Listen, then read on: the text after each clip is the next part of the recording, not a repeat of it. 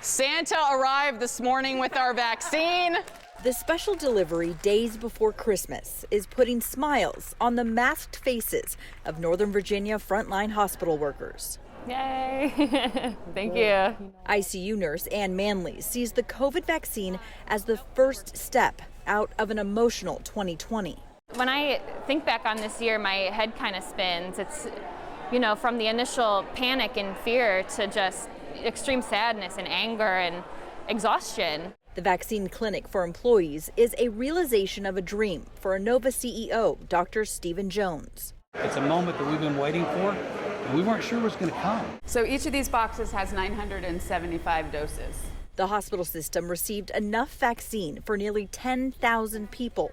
Each dose kept under lock and key and deep freeze. This really is a logistical challenge. Not only the -80-degree freezer, but once we take it out, you can only have it at room temperature for 2 hours. There are actual timers that start when the vials are taken from freezer to pharmacist, who thaw, mix, and fill syringes. Those are carefully walked to awaiting nurses, ready for the timed appointments. That's it? Yeah, you're all set. Awesome.